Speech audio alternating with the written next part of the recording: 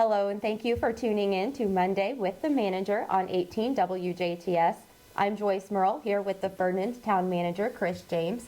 Chris, it's always great to see you. Welcome back to Ferdinand, Joyce. Thanks for having us. Well, you're always welcome. Great to be here. So Ferdinand is celebrating the Heimat Fest coming up again. It's coming up in June. Looking forward to having folks come back into Ferdinand. I know they've, since COVID and then weather issues, they've kind of reconfigured parts of how they do things. It's all based on the Ferdinand Community Center property. That way, if we have weather situation, they can go right inside, still have the entertainment. It makes things a lot more streamlined and easier for everybody, the attendees, and then for the folks who are going to perform, and especially for the guys and gals behind the scene that actually run it. It makes it easier for them and eliminates a couple of headaches. They still have all of the normal things that go with operating that type of event, but looking forward to that. Get a hold of Neil Wire, Evan Donhauer. They're kind of the go-to folks for this. I believe they've got applications out for vendor booths and other things that are coming up. So encourage folks to give them a call. And we can't wait for warm weather to be here for the Heimat Fest and then kind of kick off the full summer of activities here in town. Absolutely. Du Bois County always has a strong showing of good community fellowship, and the Heimat Fest is just another one of those awesome opportunities for residents to get out and enjoy the weather. Yes. Hopefully it's nice so that plans can continue outside, but it's great to have that plan B lined up. Definitely. Warm, but not too warm. Yes. And as Chris said, the applications for food and vendor booths are now open, and you can contact Neil Wire for questions about those. But there's also another application window open for the Du Bois County Leadership Academy. Yes, this is our 13th, or will be our 13th academy.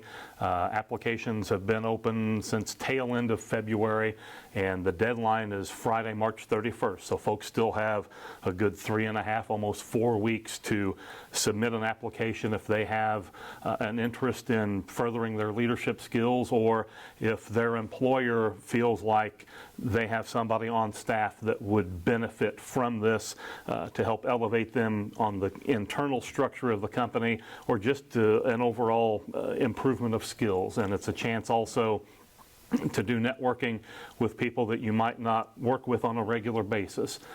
So you can kind of expand your networking circle, and then the capstone project is always kind of the capper to the program.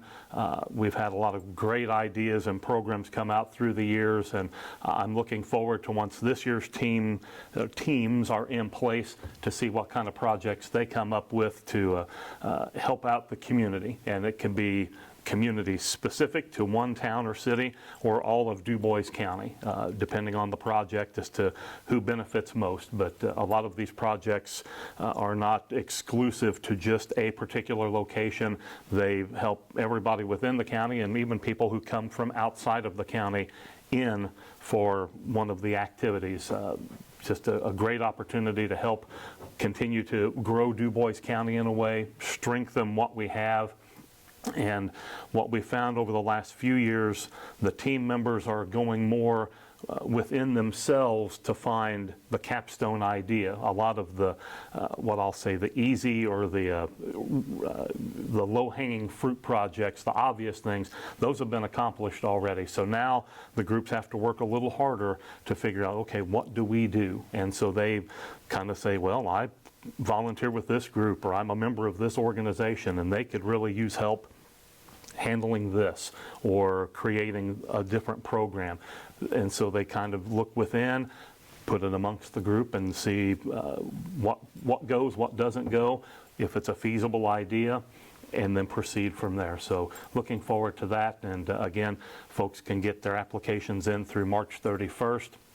And then we will be notifying the applicants, yay or nay, if they made it or not. And spoiler alert, we've never had to refuse a candidate, so that makes it easier for folks applying so they don't sweat it out too much. But you can get that information. You can reach out to me, send me an email, cjames@ferdinandindiana.org. You can also call me at my office, 812-367-2282, and I'll shoot the application info on and get the process rolling. extension 2 at that phone number, right? Yes, that is correct. Yeah. I might have called a few times. That's okay. And this Leadership Academy is a 6-week course, or 6 6 sessions. sessions to learn about the different sectors of industry in Du Bois County. Because while the goal is to grow Du Bois County, to achieve that, we have to learn about our roots and really invest at the beginning of the problems and issues we have. Yes. So we're really excited to see this year's applicants in their capstone projects. Coming up in the town of Ferdinand, you have a local safety tax initiative that was recently discussed. This is something that has come up in the last year. It's a multi-pronged effort. The county has to, the way the rules are set up, the county has to make the initial, I guess, reach out, in a sense, to go forward with it. Once they give their permission, then the local entities, the town of Ferdinand, cities of Huntingburg and Jasper, Birdseye, Holland, those communities then, with their councils, can then say, yes, we agree to this. So they try to keep the language the same, so there's not any gray areas or confusion. And the tax is, I believe it's a 0.025%. It's a very incremental number, but it focuses into specific communities, and that becomes a new funding source for safety items only. This money does not go into the general budget. It doesn't go toward roads. It's not for anything other than safety, be that your police department, sheriff's department from the county standpoint, or a fire department.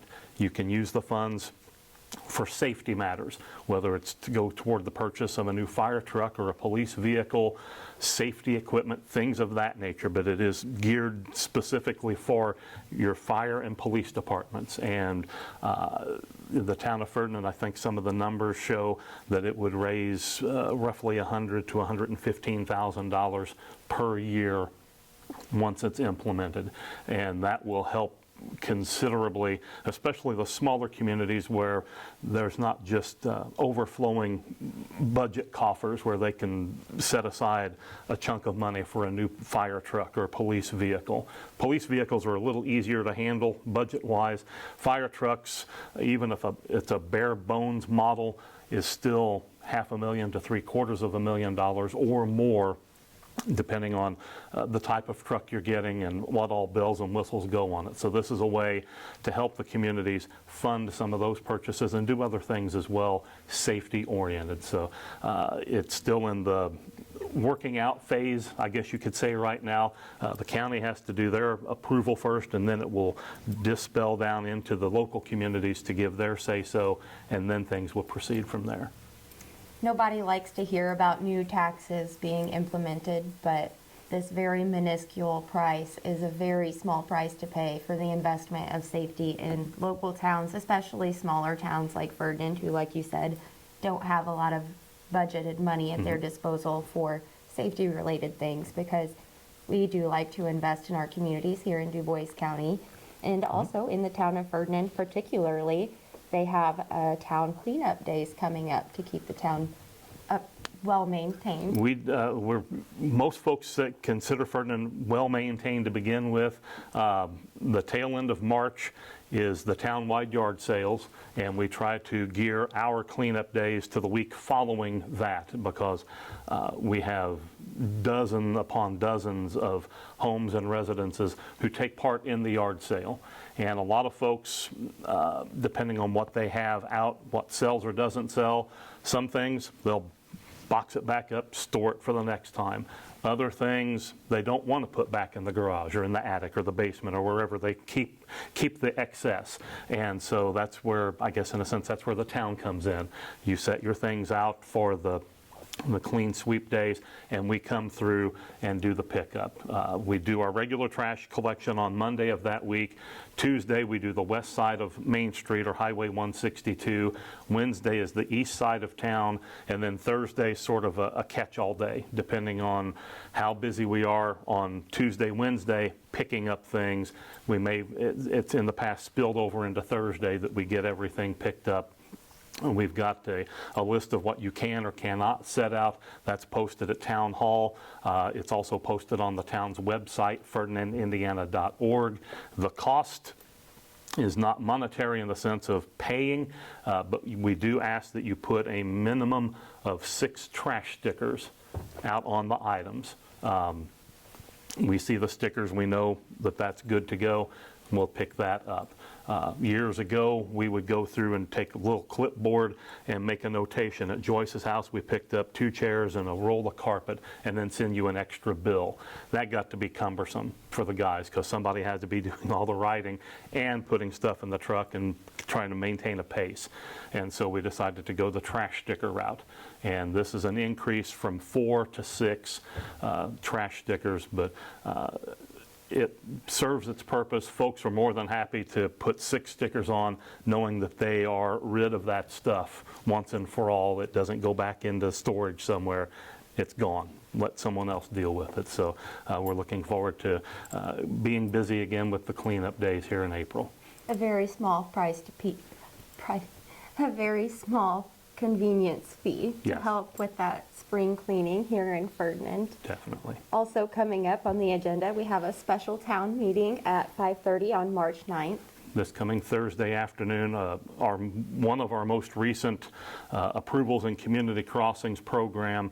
The project is the culvert replacement work on Vienna Drive near 21st and 22nd Street.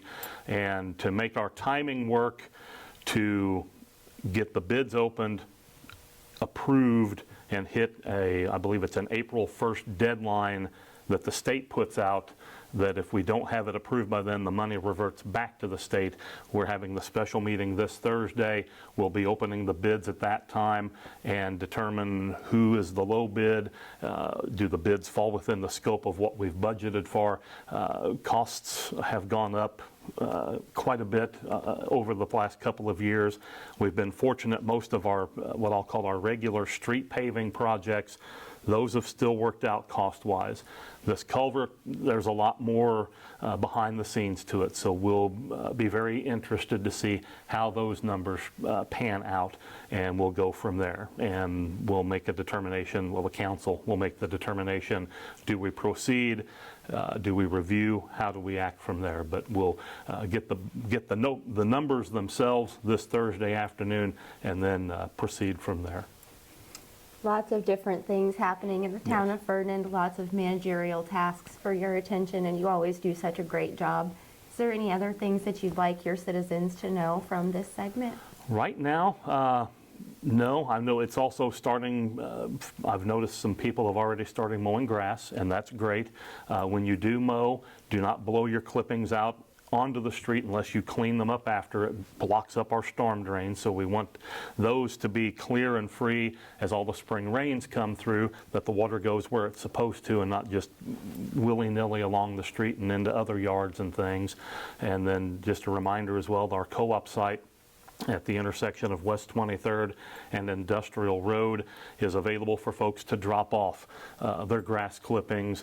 If they had any limbs or brush that came down with last week's heavy winds, they can transport things there as well. And then we take care of the transport from that point on to get it out into the woods and let it compost naturally and go back to nature. So just a couple of small tips for folks.